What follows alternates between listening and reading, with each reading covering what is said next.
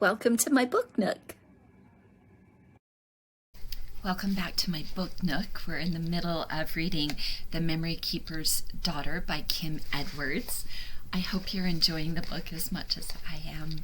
We're going to jump right in. We are in August of 1977. David ran up the stairs and stepped into the quiet foyer of the school, pausing for a moment to get his breath and his bearings.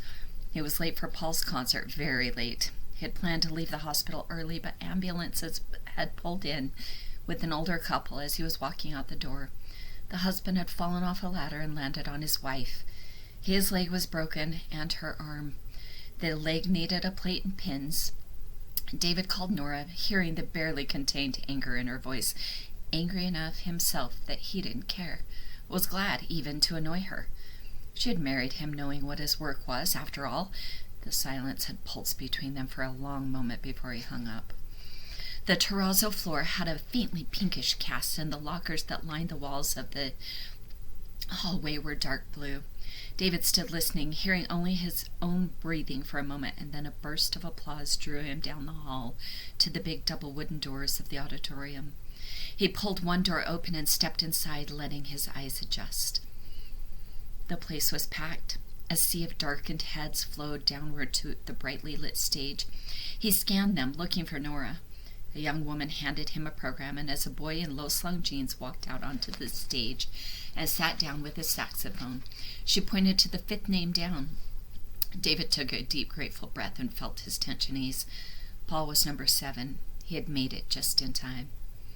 The saxophonist began, playing with passion and intensity, hitting one screeching wrong note that sent chills down David's spine. He scanned the audience again and found Nora in the center near the front with an empty seat beside her. So she had thought of him, at least, saving him this place. He hadn't been sure she would. He wasn't sure any more of anything. Well, he was sure of his anger and of the guilt that kept him silent about what he'd seen in Aruba. Those things certainly stood between them, but he did not have the smallest glimpse into Nora's heart, her desires, or motivations. The sax player finished with a flourish and stood up to bow. During the applause, David made his way down the dimly lit aisle, climbing awkwardly past those already seated to take his place by Nora. "David," she said, moving his coat, "so, you made it after all." "It was emergency surgery, Nora," he said. "Oh, I know. I'm used to it. It's only Paul who concerns me." "Paul concerns me too," David said. "That's why I'm here." "Yes, indeed." Her voice was sharp and clipped. "So you are." He could feel her anger radiating in waves. Her short blonde hair was perfectly styled, and she was all shades of cream and gold, wearing a natural silk suit she'd bought on her first trip to Singapore. As the business had grown, she'd traveled more and more, taking tour groups to places both mundane and exotic. David had gone with her a few times in the early days when the trips were smaller and less ambitious, down to Mammoth Cave or on a boat ride on the Mississippi. Each time he'd marveled at Nora, at the person she'd become. The people on the tours came to her with their worries and concerns. The beef was undercooked, the cabin too small, the air conditioning on the fritz, the beds too hard. She listened to them thoughtfully and stayed calm through every crisis, nodding, touching his shoulder, reaching for the phone. She was beautiful still, though her beauty had an edge to it now. She was good at her work, and more than one blue-haired woman had taken him aside to make sure he knew just how lucky he was. He had to wonder what they would have thought, these women, if they had been the ones to find her clothes discarded in a pile on the beach. "You have no right to be angry with me, Nora," he whispered. She smelled very faintly of oranges, and her jaw was tense. On stage, a young man in a blue suit sat down at the piano, flexing his fingers. After a moment, he plunged in, the notes rippling. No, right at all," David said. "I'm not angry. I'm just nervous about Paul. You're the one who's angry." "No, it's you," he said. "You've been like this ever since Aruba." "Look in the mirror," she whispered back. "You look like you swallowed one of those little lizards that used to hang on the ceiling." A hand fell on his shoulder then. He turned to see a heavy woman sitting next to her husband, a long chain of children extending out beside them. "Excuse me," she said, "you're Paul Henry's father, aren't you?" "Well, that's my son Duke playing the piano, and if you don't mind, we'd really like to hear him." David met Nora's eyes then. In a brief moment of connection, she was even more embarrassed than he was. He settled back and listened. This young man, Duke, a friend of Paul's, played the piano with an intense self-consciousness, but he was very good, technically proficient and passionate too. David watched his hands move over the keys, wondering what Duke and Paul talked about when they rode their bikes through the quiet neighborhood streets. What did they dream, these boys? What did Paul tell his friends that he would never tell his father? Nora's clothes, discarded in a bright pile against the white sand, the wind lifting the edge of her wildly colored blouse. That was one thing they would never discuss, though. David suspected that Paul had seen them, too. They'd risen very early that morning for their fishing trip and had driven up the coast in the pre-dawn darkness, passing little villages along the way. They weren't talkers either, he or Paul, but there was always a sense of communion in the early hours, in the rituals of casting and reeling, and David looked forward to this chance to be with his son, growing so fast, such a mystery to him now. But the trip had been canceled. The motor on the boat had given out, and the owner was waiting for new parts. Disappointed, they'd lingered for a while on the dock, drinking bottled orange soda and watching the sunrise over the glassy ocean. Then they drove back to the cottage. The light was good that morning, and David, though disappointed, was also eager to get back to his camera. He had had another idea in the middle of the night about his photos. Howard had pointed out a place where one more image would tie the whole series together. A nice guy, Howard, and perceptive. Their conversation had been on David's mind all night, generating a quiet excitement. He had hardly slept, and now he wanted to get home and shoot another roll of Nora on the sand. But they found the cottage still and cool and empty, washed with light and with the sound of waves. Nora had left a bowl of oranges centered on the table. Her coffee cup was neatly washed and draining in the sink. "Nora?" he called. And then again, "Nora?" But she didn't answer. "I think I'll take a run," Paul said, a shadow in the bright doorway, and David nodded. "Keep an eye out for your mother," he said. Alone in the cottage, David moved the bowl of oranges to the counter and spread his photos on the table. They fluttered in the breeze. He had to anchor them with shot glasses. Nora complained that he was obsessing with photography. Why else would he bring his portfolio on vacation? And maybe that was true. To escape the world. He didn't use his camera to escape the world. Sometimes, watching images emerge in the bath of Developer, he glimpsed her arm, the curve of her hip, and was stilled by a deep sense of his love for her. He was still arranging and rearranging the photos when Paul returned, the door slamming hard behind him. "That was fast," David said, looking up. "Tired," Paul said. "I'm tired." He walked straight through the dining room and disappeared into his room. "Paul?" David said, and he went to the door and turned the handle. Locked. "I'm just tired," he said. "Everything's fine." David waited a few more times. Paul was so moody lately. Nothing David did seemed to be right, and the worst were talks with Paul about his future. It could be so bright. Paul was gifted in music and sports, with every possibility open to him. David often thought that his own life, the difficult choices he had made, would be justified if Paul would only realize his potential. And he lived with the constant nagging fear that he had failed his son somehow, that Paul would throw his gifts away. He knocked again, lightly, but Paul didn't answer. Finally, David sighed and went back into the kitchen. He admired the bowl of oranges on the counter, the curves of fruit and dark wood. Then, following an impulse he could not explain, he went outside and started walking down the beach. He had gone at least a mile before he glimpsed the bright flutter of Nora's shirt from a distance. When he got closer, he realized that they were her clothes, left lying on the beach in front of what must be Howard's cottage. David stopped in the bright glare of the sun, puzzled. Had they gone for a swim then? He scanned the water but didn't see them, and then he kept walking until Nora's familiar laughter, low and musical, drifted out of the cottage windows and stopped him. He'd heard Howard's laugh too, an echo of Nora's. He knew then, and he was gripped by a pain of gritty and searing as the hot sand beneath his feet.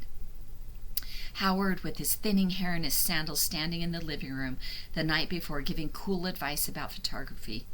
With Howard, how could she? And yet, all the same, he had expected this moment for years.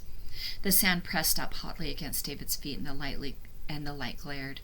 He was filled with the old sure sense that the snowy night when he had handed their daughter to Caroline Gill would not pass without consequence. Life had gone on. It was full and rich. He was in all visible ways a success. And yet at odd moments, in the middle of surgery, driving into town on the very edge of sleep, he'd start suddenly stricken with guilt. He had given their daughter away. This secret stood in the middle of his family, and it shaped their lives together. He knew it. He saw it, visible to him as a rock wall grown up between them. And he saw Nora and Paul reaching out and striking rock and not understanding what was happening, only that something stood between them that could not be seen or broken. Duke Madison finished playing with a flourish, stood and bowed. Nora clapped hard, turned to his family sitting behind them. "He was wonderful," she said. "Duke is so talented." The stage was empty then, and the applause faded. One moment passed and another, and people began to murmur. "Where is he?" David asked, glancing down at the program. "Where's Paul?" "Don't worry, he's here," Nora said. And to David's surprise, she took his hand. He felt it, cool in his own, and was washed with an inexplicable relief, believing for a moment that nothing had changed, that nothing stood between them after all. "He'll be out soon." Even as she spoke, there was a stirring, and then Paul was walking onto the stage. David took him in, tall and lanky, wearing a clean white shirt with the sleeves rolled up, and flashing a wry, crooked smile at the audience. David felt briefly astonished. How had it come to be that Paul was nearly grown, standing up here before this darkened room full of people with such confidence and ease?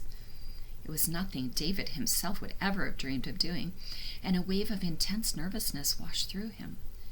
What if Paul failed up there before all these people? He was aware of Nora's hand in his own as Paul leaned over his guitar, testing a few notes, and then he began to play. It was Segovia, the program noted, 2 short pieces, Estudio and Estudio sin luz. The notes of these songs, delicate and precise, were intimately familiar. David had heard Paul play these pieces 100 times, 1,000 times before. All during the vacation in Aruba, this music had spilled out of his room. Faster or slower, measures and bars repeated again and again. The patterns were as familiar to him now as Paul's long, deft fingers, moving with such sureness over the strings, weaving music in the air.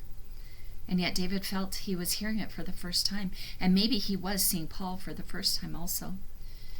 Where was the toddler who had pulled off his shoes to taste them?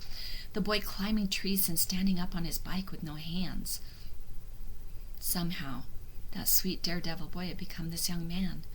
David's heart filled, beating with such intensity that he wondered for a moment if he might be having a heart attack. He was young for that, only 46, but such a thing might happen. Slowly, David let himself relax into this darkness, closing his eyes, letting the music, Paul's music, move through him in waves. Tears rose in his eyes and his throat ached, and he thought of his sister standing on the porch and singing in her clear, sweet voice. Music was a silvery language. It seemed she'd been born speaking, just as Paul had. A deep sense of loss rose up in him, so forceful, woven of so many memories. June's voice, and Paul slamming the door shut behind him, and Nora's clothes scattered on the beach. His newborn daughter, released in Caroline Gill's waiting hands. Too much. David was on the verge of weeping, and he opened his eyes and made himself go through the periodic table. Hydrogen, helium, lithium, so the knot in his stomach would not twist into tears. It worked, as it always worked in the operating room, to focus his attention. He pushed it all back. June, the music, the powerful rushing love he felt for his son. Paul's fingers came to rest on the guitar. David pulled his hand from Nora's. Fiercely, he applauded. "Are you all right?" she asked, glancing at him. Are you okay, David?" He nodded, still not quite trusting himself to speak. "He's good," he said at last, barking the words out. "He's good." "Yes," she nodded. "That's why he wants to go to Juilliard." She was still clapping, and when Paul looked in their direction, she blew him a kiss. Wouldn't that be wonderful if it could happen? He has a few years left to practice still, and if he gives it everything he has, who knows? Paul bowed, left the stage with his guitar, and the applause swelled high. "Everything he has?" David repeated. "What if it doesn't work out?" "What if it does?" "I don't know," David said slowly. "I just think he's so young. He's too young to shut the doors." "He's so talented, David. You heard him. What if this is a door opening? But he's only 13. Yes, and he loves music. He says he's most alive when he's playing the guitar. But it's such an unpredictable life. Can he make a living? Nora's face was very serious. She shook her head. I don't know, but what's that old saying? Do what you love, and the money will follow. Don't shut the door on his dream. I won't, David said, but I worry. I want him to be secure in life, and Juilliard is a long shot. No matter how good he is, I don't want Paul to get hurt. Nora opened her mouth to speak, but the auditorium grew quiet as a young woman in a dark red dress came on with her violin, and they turned their attention to the stage. David watched the young woman and all those who followed, but it was Paul's music that was with him still.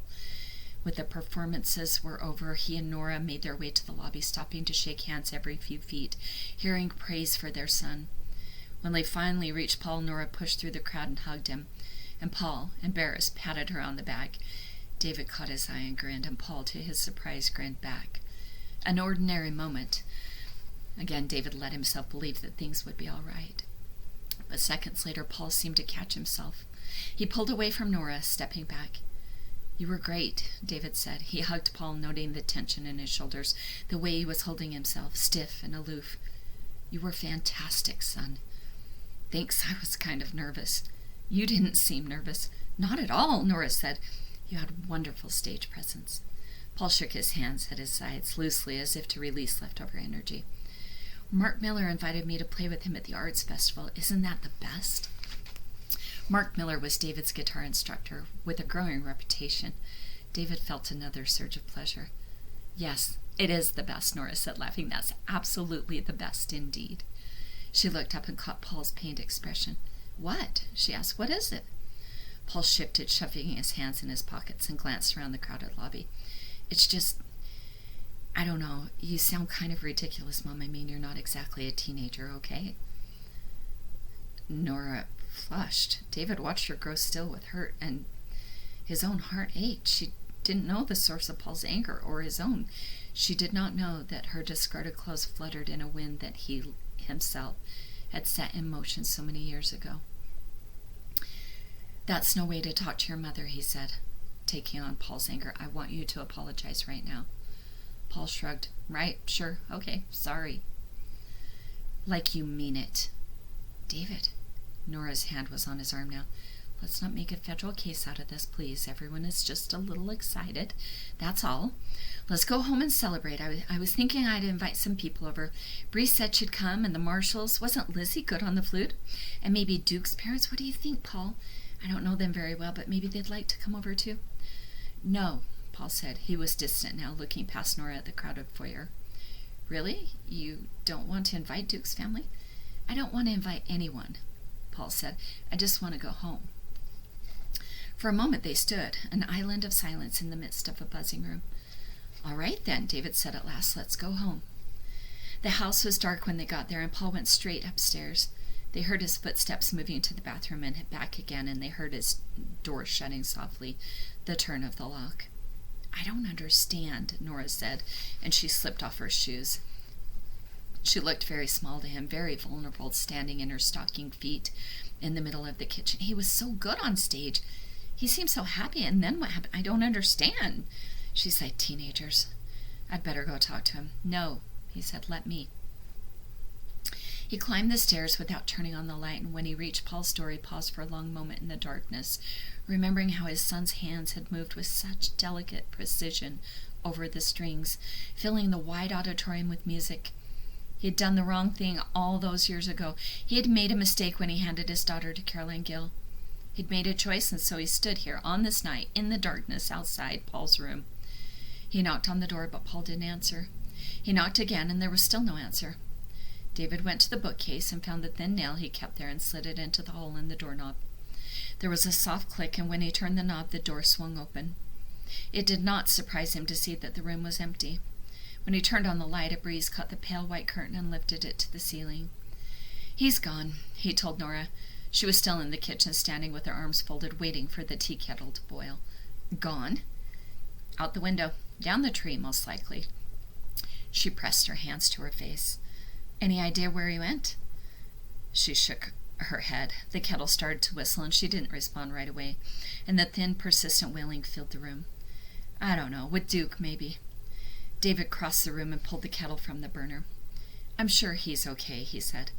Nora nodded, then shook her head. No, she said, that's the thing. I really don't think he is. She picked up the phone. Duke's mother gave Nora the address of the post-show party, and Nora reached for her keys. No, David said. I'll go. I don't think he wants to talk to you right now. Or to you, she snapped. But he saw her understand even as she spoke. In that moment, something was stripped away. It all stood between them then. Her long hours away from their cottage, the lies and the excuses and the clothes on the beach. His lies, too. She nodded once, slowly, and he was afraid of what she might say or do, of how the world might be forever changed. He wanted more than anything to fix this moment in place, to keep the world from moving forward. I blame myself, he said, for everything. He took the keys and went out into the soft spring night. The moon was full, the color of rich cream, so beautiful and round and low on the horizon. David kept glancing at it as he drove through the silent neighborhood, along streets solid and prosperous, the sort of place he'd never even imagined as a child. This is what he knew that Paul didn't. The world was precarious and sometimes cruel. He had to fight hard to achieve what Paul simply took for granted. He saw Paul a block before the party, walking down the sidewalk with his hands shoved into his pockets, his shoulders hunched.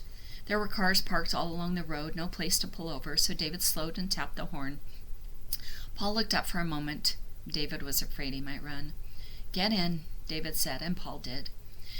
David started driving. They didn't speak. The moon cast the world with a beautiful light, and David was aware of Paul sitting beside him, aware of his soft breathing and his hands lying still in his lap, aware that he was staring out the window at the silent lawns they passed. You were really good tonight. I was so impressed. Thanks. They drove 2 blocks in silence. So your mother says you want to go to Juilliard. Maybe. You're good, David said. You're good at so much, Paul. You'll have a lot of choices in your life, a lot of directions you can go. You could do anything. I like music, Paul said. It makes me feel alive. I guess I don't expect you to understand that. I understand it, David said. But there's being alive, and there's making a living. Right, exactly. You can talk like this because you've never wanted for a thing, David said. That's a luxury you don't understand. They were close to home now, but David turned in the opposite direction. He wanted to stay with Paul in the car, driving through the moonlit world where the conversation, however strained and awkward, was possible. You and Mom, Paul said, his words bursting out as if he had been holding them back a long time. What's wrong with you anyway? You live like you don't care about anything. You don't have any joy. You just get through the days no matter what. You don't even give a damn about that Howard guy. So he did know. I give a damn, David said, but things are complicated, Paul. I'm not going to talk to you about this, now or ever. There's a lot you don't understand. Paul didn't speak. David stopped at a traffic signal. There were no other cars around. They sat in silence, waiting for the light to change. Let's stay focused here, David said at last. You don't need to worry about your mother and me. That's not your job. Your job is to find your way in the world, to use all your many gifts. And it can't all be for yourself. You have to give something back. That's why I do the clinic work. I love music, Paul said softly. When I play, I feel like I'm doing that. I'm giving something back. And you are. You are. But Paul, what if you have it in you to discover, say, another element in the universe? What if you could discover the cure for some rare and awful disease? Your dreams, Paul said. Yours, not mine. David was silent, realizing that once, indeed, those had been exactly his dreams. He had set out to fix the world, to change it and shape it, and instead he was driving in the flooding moonlight with his nearly grown son, and every aspect of his life seemed beyond his grasp. Yes, he said, those were my dreams. What if I could be the next Segovia? Paul asked. Think of that, Dad. What if I have it in me to do that, and I don't try? David didn't answer. He reached their street again, and this time he turned toward home. They pulled into the driveway, bouncing a little over the uneven edge where it met the street, and stopped in front of the detached garage. David turned off the car, and for a second they sat in silence. It's not true that I don't care, David said. Come on. I want to show you something. He led Paul out into the moonlight and up the exterior stairs to the dark room above the garage. Paul stood by the closed door, his arms folded, radiating impatience, while David set up the developing process, pouring out the chemicals and sliding the negative into the enlarger. Then he called Paul over. "Look at this," he said. "What do you think it is?" After a moment's hesitation, Paul crossed the room and looked. "A tree," he said. "It looks like the silhouette of a tree." "Good," David said. "Now look again." "I took this during surgery, Paul. I stood up on the balcony of the operating theater with a telephoto lens. Can you see what it is?" "I don't know. Is it a heart?"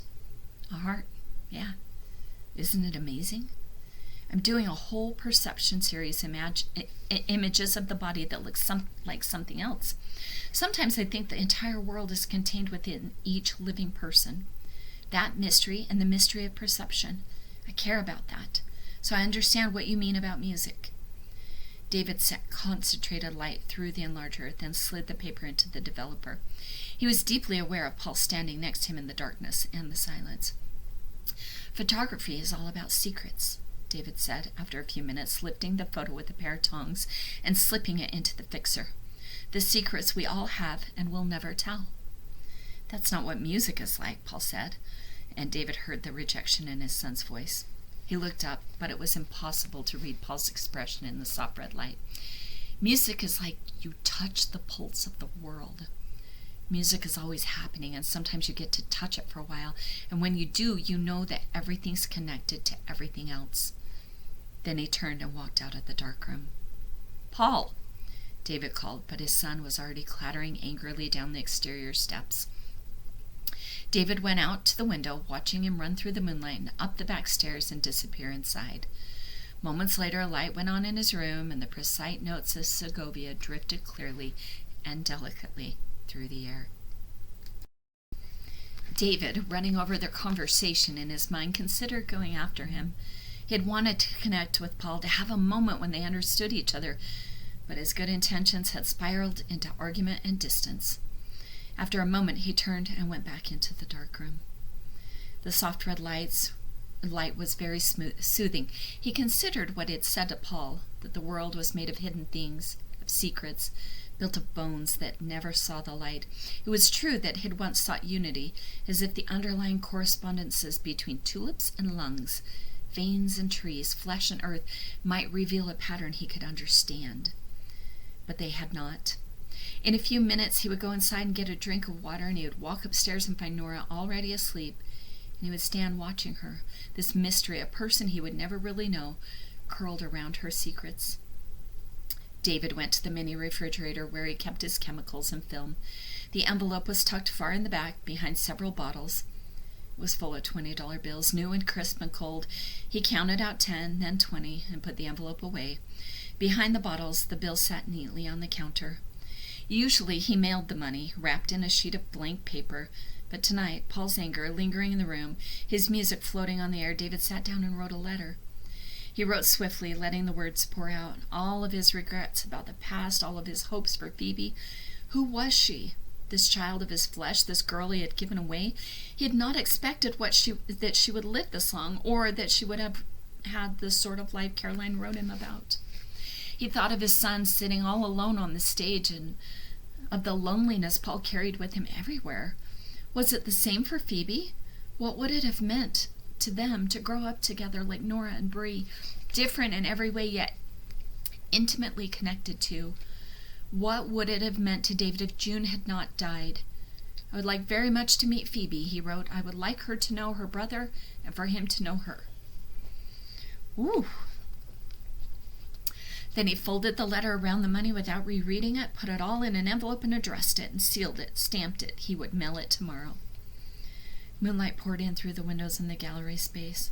Paul had stopped playing. David gazed at the moon higher in the sky now, yet distinct and sharply rendered against the darkness.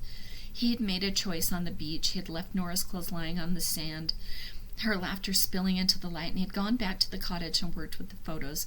And when she'd come in an hour or so later, he hadn't said a thing about Howard. He had kept the silence because his own secrets were darker, more hidden, and because he believed that his secrets had created hers. Now he went back into the dark room and searched through his most recent roll of film. He had taken some candid photos during the dinner party, Nora carrying a tray of glasses, Paul standing by the grill with his cup lifted. Various shots of them all relaxing on the porch. It was the final image he wanted. Once he found it, he cast it with light onto the paper. In the developing bath, he watched the image emerge slowly, grain by tiny grain, something appearing where nothing had been. This was always for David an experience of intense mystery. He watched as the image took shape, Nora and Howard on the porch, lifting their glasses of wine and a toast, laughing. A moment both innocent and charged, a moment when a choice was being made. David took the photograph from the developer, but he didn't slide it into the fixer. Instead, he went into the gallery room and stood in the moonlight with the wet photo in his hands, looking at his house. Darkened now. Paul and Nora inside, dreaming their private dreams, moving in their own orbits, their lives constantly shaped by the gravity of the choice they'd made so many years ago. In the dark room again, he hung the photograph of that moment to dry. Unfinished, unfixed, the image wouldn't last. Over the next hours, light would work on the exposed paper, and the picture of Nora laughing with Howard would slowly darken until, within a day or two, it would be completely black. They were walking on the tracks. Duke Madison, with his hands shoved in the pockets of the leather jacket he'd found at Goodwill. Paul kicking at stones that seemed against the rails. A train whistle sounded distant. In silent accord, the two boys stepped to the edge of the tracks, their feet still on the westward rail, balancing. The train was coming for a long time, the rail beneath them vibrating, the engine a speck growing steadily larger and darker, the driver blasting on the horn. Paul looked at Duke, whose eyes were alive with the risk of danger, and felt that rising excitement in his own flesh, too much to bear almost, with the train closer and closer, and the wild horn sounding through all the neighborhood streets and far beyond. There was the light and the engineer visible in the high window, and the horn again, warning. Closer, the wind of the engine flattened weeds. He waited, looking at Duke, who stood balanced on the rail beside him, the train rushing almost on them, and still they waited and waited, and Paul thought he might never jump. And then he did. He was in the weeds, and the train was rushing a foot from his face. For an instant, only the conductor's expression, pale shock, and then the train, darkness and flash, as the cars passed. And then it passed into the distance, and even the wind was gone. Duke, a foot away, sat with his face raised to the overcast sky. "Damn," he said, "what a rush." The two boys brushed themselves off and started walking toward Duke's place, a little shotgun house right by the tracks. Paul had been born over here a few streets down, but even though his mother sometimes drove him over there to see the little park with the gazebo and the house across from where it was, where he had first lived, she didn't like him coming over here or to Duke's. But what the hell, she was never around. And as long as his homework was done, which it was, and as long as he'd mowed the lawn and practiced the piano for an hour, which he had, he was free. What she didn't see wouldn't hurt her, and what she didn't know. He was royally pissed off, Duke said, that train dude. Yeah, Paul said, he sure as hell was. He liked swearing, and the memory of the hot wind on his face and the way it quelled, for the moment anyway, this quiet rage. He'd gone running on the beach that morning in Aruba with a carefree heart, pleased at how the wet sand at the water's edge gave just slightly beneath his feet, strengthening the muscles in his legs. Pleased, too, because the fishing trip with his father had fallen through. His father loved to fish, long hours sitting in silence in a boat or on a dock, casting and recasting, and every once in a while, the drama of a catch. Paul had loved it, too, as a child. Not the ritual of fishing as much as the chance to spend time with his father, but as he had grown older, the fishing trips had come to seem more and more obligatory, like something his father planned because he couldn't think of what else to do, or because they might bond. Paul imagined him reading it in some manual for parents. He'd gotten the facts of life on one vacation, sitting trapped in the boat on a lake in Minnesota as his father, turning red beneath his sunburn, talked about the realities of reproduction. These days, Paul's future was his father's favorite topic. His ideas about it as interesting to Paul as a glassy, flat expanse of water. So he'd been happy to run on the beach. He'd been relieved, and had thought nothing of the pile of clothes at first, discarded in front of one of the little cottages so widely spaced beneath the casuarina trees. He had run right past them, deep in a rhythmic stride, his muscles making a kind of music that sustained him all the while to the rocky point. Then he stopped, walking circles for a while, and started running back, more slowly. The clothes had shifted. The sleeve of the blouse was flapping in the ocean wind, and the flamingos, bright pink, danced against the dark turquoise background. He slowed. It could have been anybody's shirt, but his mother had one like it. They had laughed about it in the tourist shop in town. She had held it up, amused, and bought it as a joke. So, okay, maybe there were 100, 1,000 shirts like this around. Still, he leaned down and picked it up. His mother's bathing suit, nubby, the color of flesh and unmistakable, fell out of the sleeve. Paul stood still, unable to move, as if he had been caught stealing, as if a camera had flashed and pinned him. He dropped the shirt, but he still couldn't move. Finally, he started walking, and then he was running back to their own cottage as if seeking sanctuary. He stood in the doorway, trying to pull himself together. His father had moved the bowl of oranges to the counter, and he was arranging photos on the big wooden table. "What's wrong?" he asked, looking up, but Paul couldn't say. He went to his room and slammed the door and didn't look up, not even when his father came and knocked on the door. His mother was back 2 hours later, humming, the flamingo shirt tucked neatly into her tan shorts. "I thought I'd take a swim before lunch," she said, as if everything might still be normal. "Want to come?" He shook his head, and that was that. The secret, his secret, hers, and now his, between them like a veil.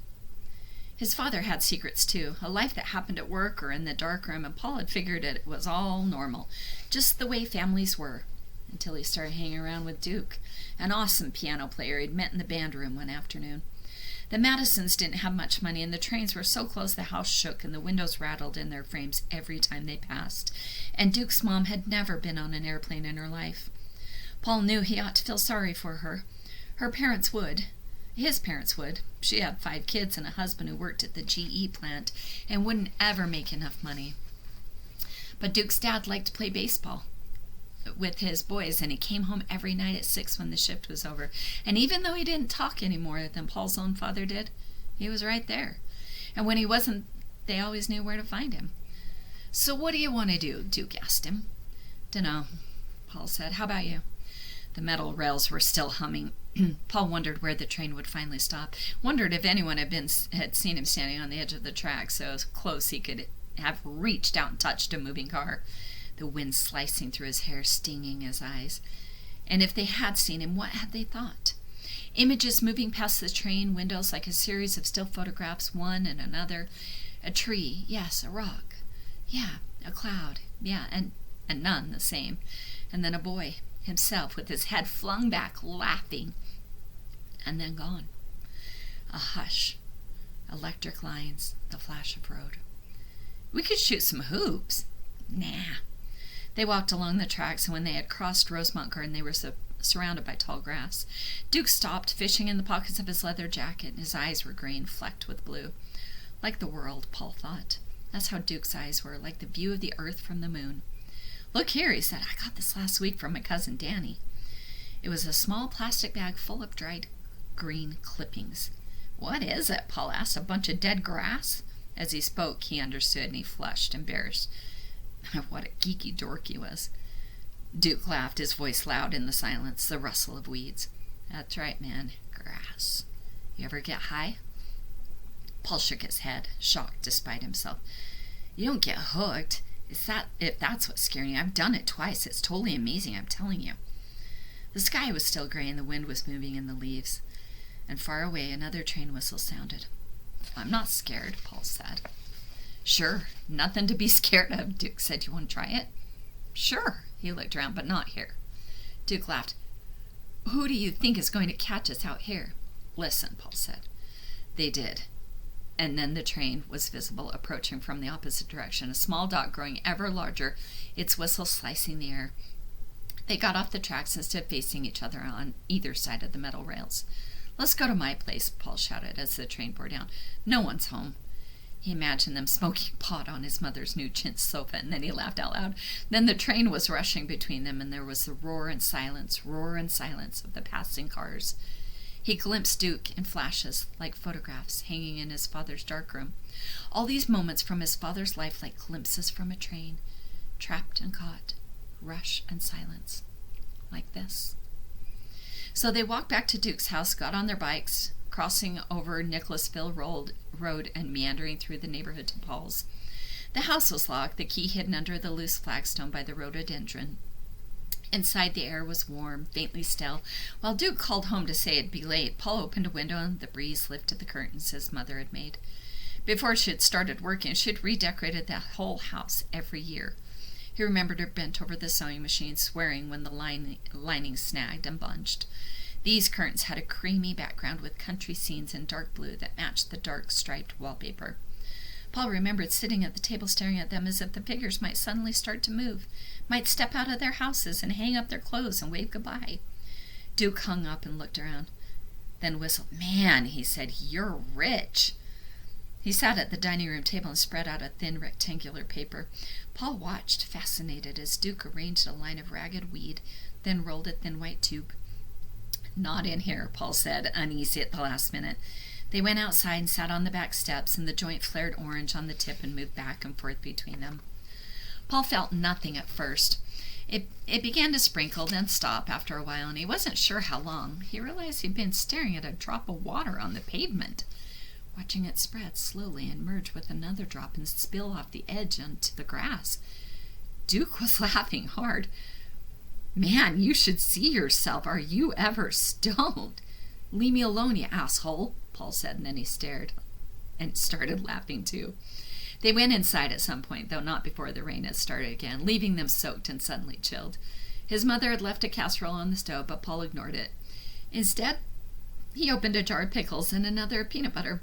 And then Duke ordered a pizza, and Paul got out his guitar, and they went into the living room where the piano was to jam. Paul sat on the edge of the raised hearth and strummed a few chords, and then his fingers started moving in the familiar patterns of the Segovia pieces he had played the night before. Estudia and Estudia sin luz. The titles made him think of his father, tall and silent, bending over the enlarger in the dark room. The songs felt like light and shadow, one set against the other, and now the notes had been woven into his own life, into the silence in the house and the vacation on the beach and the high-windowed classrooms of his school. Paul played, and he felt himself being lifted up. The waves riding in, and he was on them, and he was making the music, and then he was the music. It was carrying him up and up, rising to a crest. When he finished, there was a silence for a minute before Duke said, "Damn, that was good." He ran a scale on the piano and launched into his piece from the recital, Grieg's March of the Trolls. With its energy and dark joy, Duke played, and then Paul did, and they didn't hear the doorbell or the knocking, and suddenly the pizza delivery boy was standing in the open door. It was dusk by then. A darkening wind surged into the house. They ripped open the boxes and ate furiously, quickly and without tasting, burning their tongues. Paul felt the food settling in him, holding him down like a stone. He looked up through the French doors to the bleak gray sky beyond, and then at Duke's face, so pale his zits stood out. His dark hair falling flatly over his forehead, a smear of red sauce on his lips. "Damn," Paul said, put his hands flat on the oak floor, glad to find it there, and himself on it, and the room around him totally intact. "No joke," Duke agreed. "Some stuff. What time is it?" Paul stood up and walked to the grandfather clock in the foyer. Minutes or hours earlier, they had stood here, convulsing with laughter as the seconds ticked off, a gaping stretch of time between each one. Now all Paul could think of was his father, who paused to set his watch by this clock every morning, looking up across the table full of photos, and he was filled with sadness. He looked back on the afternoon and saw it gone, condensed into a memory no larger than that drop of rain, and the sky already nearly dark. The phone rang. Duke was still lying flat out in the living room rug, and it seemed like hours passed before Paul picked up the receiver. It was his mother. "Sweetie," she said over noise and silverware in the background. He pictured her in her suit, maybe the dark blue one, fingers running through her short hair, rings flashing. "I've got to take these clients out to dinner. It's the IBM account. It's important. Is your father home yet? Are you okay?" "I did my homework," he said, studying the grandfather clock, so recently hilarious. "I practiced the piano. Dad's not home." There was a pause. "Well, he promised he'd be home," she said. "I'm okay," he said, remembering last night how he'd sat on the edge of the windowsill and thought about jumping. And then he was in the air, falling. He was landing with a soft thud on the ground, and no one heard. I'm not going anywhere tonight, he said. I don't know, Paul, I'm worried about you. So come home, he wanted to say, but in the background, laughter rose and fell, breaking like a wave. I'm okay, he said again. You sure? Sure. Well, I don't know, she sighed, covered the receiver, and spoke to someone else, then came back on the line.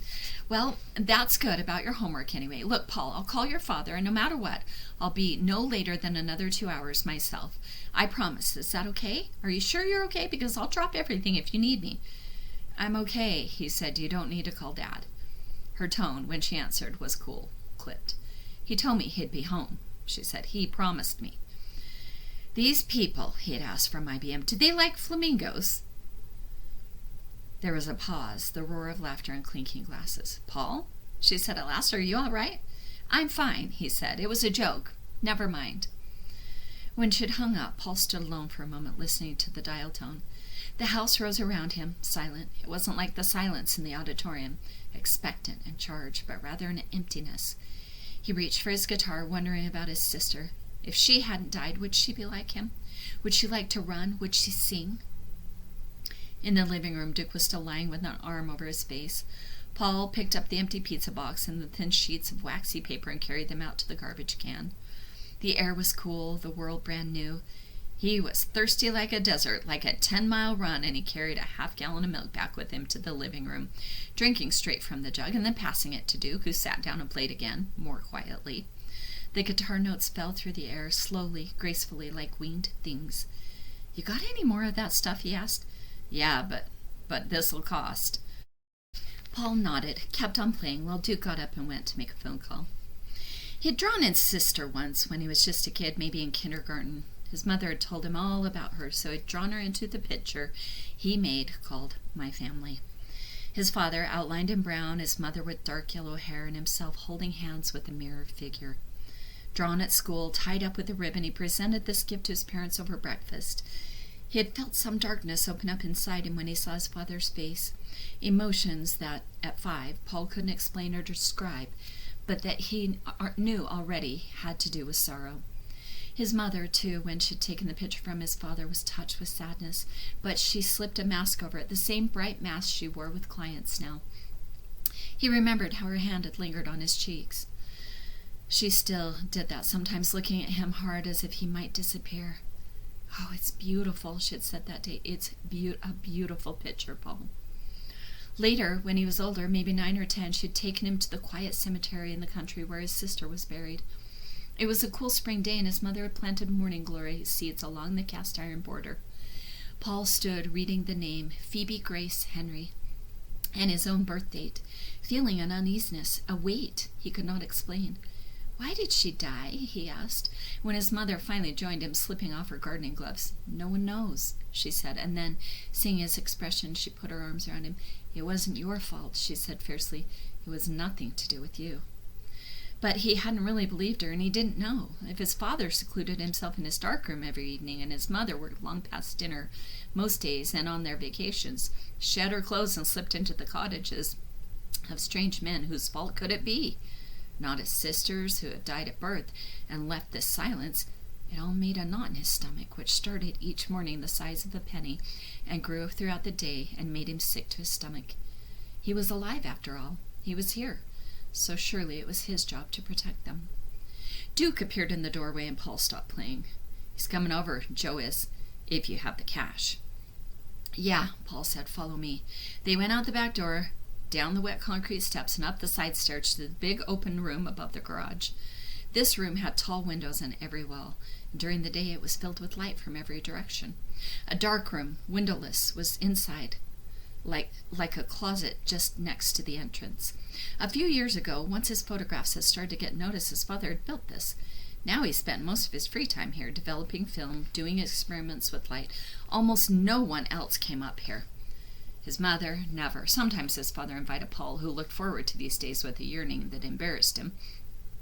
Hey, these are cool, Duke said, walking around the exterior wall, studying the framed prints. We're not supposed to be inside, Paul said. We can't hang out here.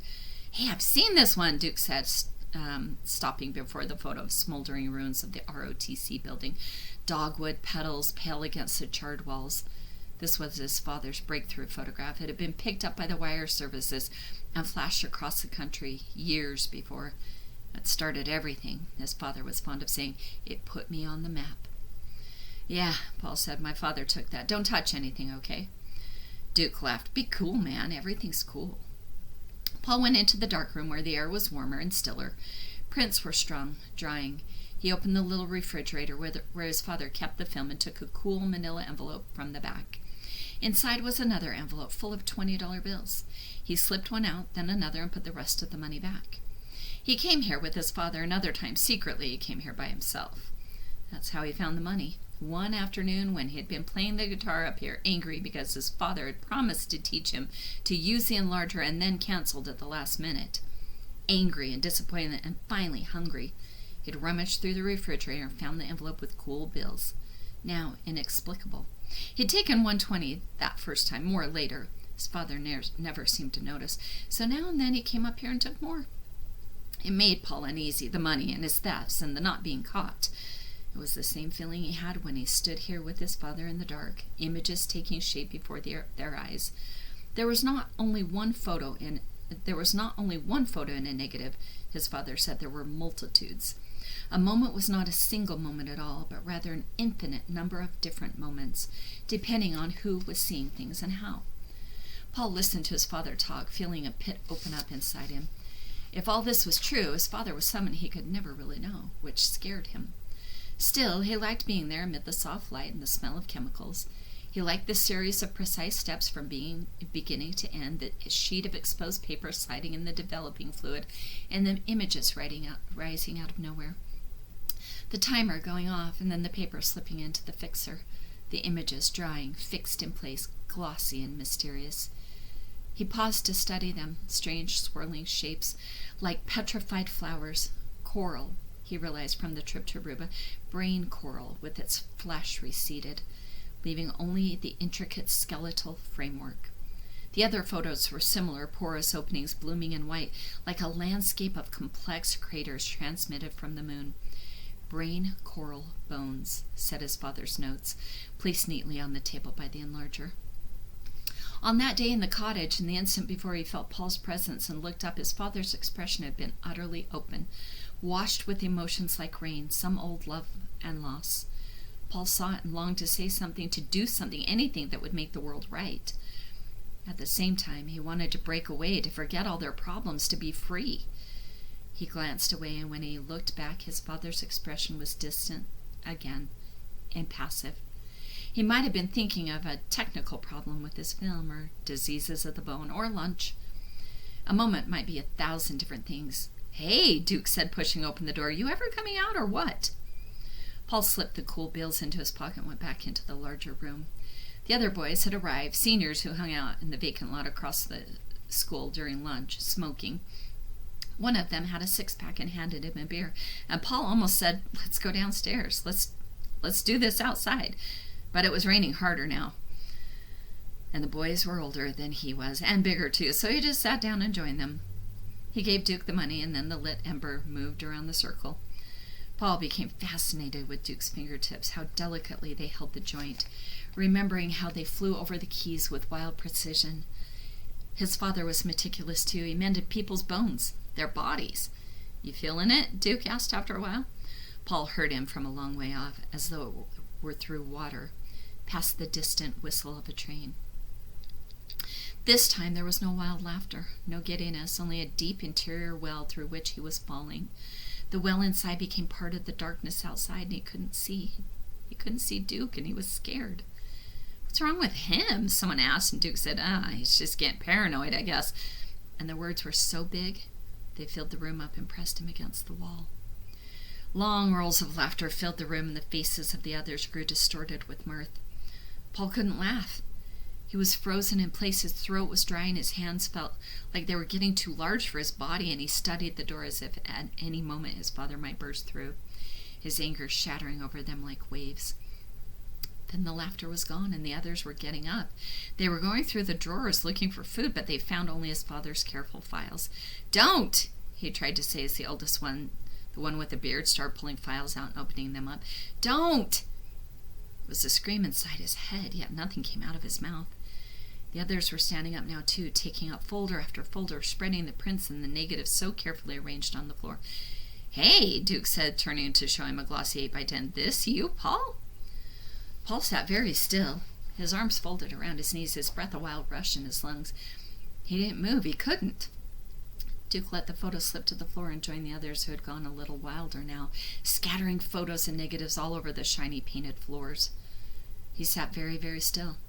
For a long time he was too scared to move, but then he had to move. He was inside the dark room, hunched in a warm corner against the filing cabinet his father kept locked, listening to what was going on outside.